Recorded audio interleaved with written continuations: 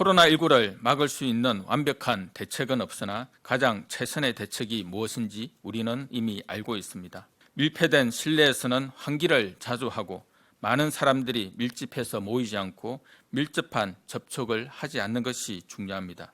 무엇보다 실내에서의 마스크 쓰기는 아무리 강조해도 지나침이 없습니다.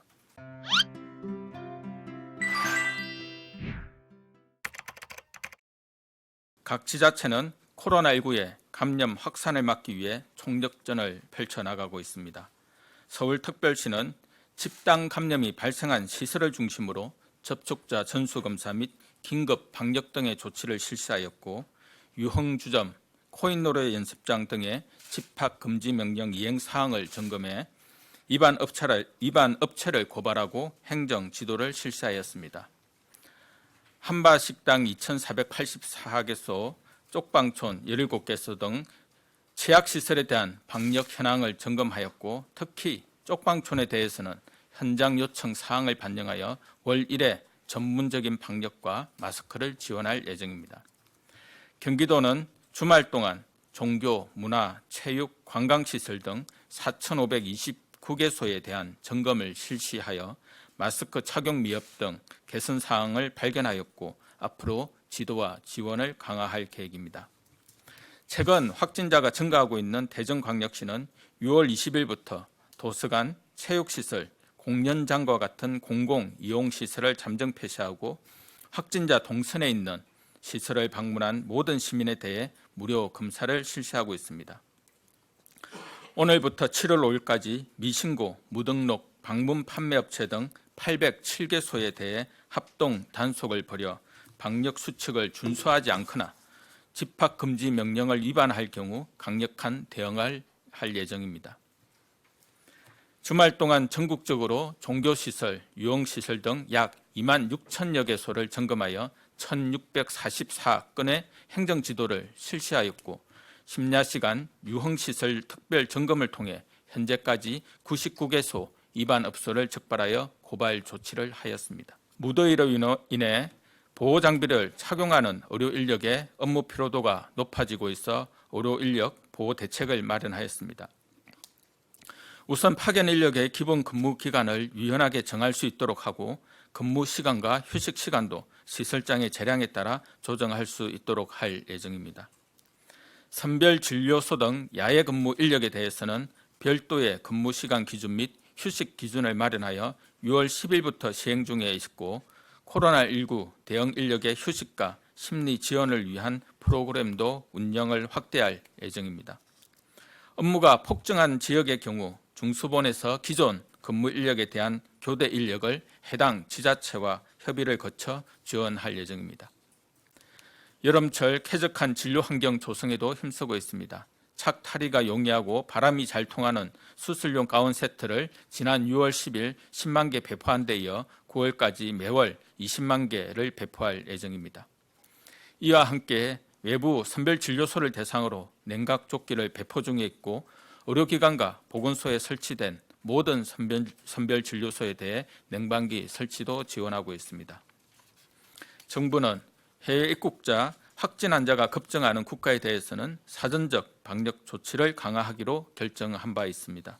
특히 6월 23일부터는 파키스탄, 방글라데시 등에 대해서 강화된 방역 조치를 시행할 계획입니다. 이들 국가에 대해서는 외교나 필수 기업 활동 등을 제외한 신규 비자 발급을 최대한 억제하고 직항편 중지를 계속 유지하면서 부정기적인 항공편의 운항 허가도 중지하는 등 항공편 감편도 조치할 예정입니다. 외국인 근로자의 경우 입국 전 자가격리 장소를 확인하고 격리 장소가 없는 경우 입국을 차단하겠습니다. 지금은 이제 중환자 병상은 각 병원마다 어느 정도 몇 개 여유가 있는 중환자 병상을 고려를 해서 이미 기존에 있는 중환자 병상을 확충을 하는 것이 아니라 현재 중환자 병상이 각각 이제 병원에서 보유하고 있는 중환자 병상 중에서 현재 코로나19 환자를 입원을 시켜도 즉각적으로 입원을 시킬 수 있는 그런 중환자 병상을 저희들이 병원에 직접 연락해서 확인을 하고 있습니다. 따라서 이러한 어떤 인력 부분들이 한 병원에서 중환자 병상이 10개 이렇게 중환자를 이렇게 입원할 수 있는 것이 아니고 병원에 따라서는 한 개 중환자 병상이 있는 경우도 있고 2개, 3개 중환자 병상이 있는 경우도 있어서 그게 전국의 97개 병원, 대형 병원들을 저희들이 파악을 해서 지금 이제 하고 있는 것이기 때문에 당연히 기존의 어떤 병원의 어떤 인력들을 활용을 해서 중환자 병상을 활용할 수 있는 그러한 어떤 방안들을 그러한 어떤 기준으로 해서 의료기관에 확인을 하고 있다라는 이제 말씀을 드리는 거고요. 그래서 특별하게 어떤 병원에 추가적인 어떤 부담이 되지 않는 선에서의 어떤 병상 부분들을 일단 현재 파악을 하고 있다라는 말씀을 드립니다. 서울은 지금 이제 자체적으로 한 곳을 운영을 하고 있습니다. 또 이제 그에 대해서 지금 이제 수도권 3개 시도가 같이 이용을 할 수 있는 공동의 생활치료센터를 지금 이제 한 곳은 이미 설치가 되었고 추가적으로 한 곳을 더 이제 설치를 할 예정에 있습니다.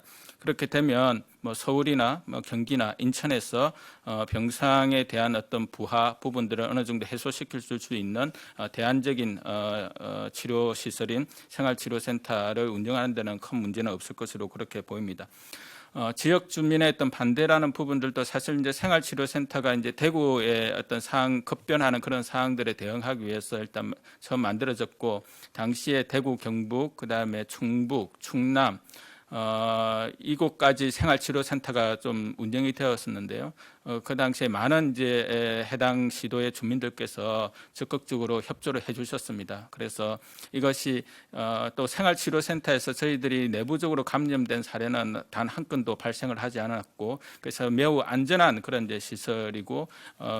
전문적인 의료진과 그다음에 군 인력, 그다음에 경찰 인력이 또 통제를 엄격하게 이제 하는 그런 이제 시설이기 때문에 매우 안전하다. 그리고 이것이 단순하게 이것이 만들어지지 않은 경우에는 병상의 어떤 문제가 더욱더 과부하가 걸려서 전체적인 우리나라 의료 체계가 마비될 가능성들도 충분하게 있는 만큼 이 부분과 관련되어서는 지역 주민들께서 충분하게 좀 이해를 하시고 그다음에 적극 협조해 주시면 감사하겠다. 그리고 저희들은 생활치료센터가 이것이 병원만큼 훨씬 더 안전한 그런 곳이다라는 점을 계속해서 주민들께 지금 말씀을 드리려고 하고 있습니다.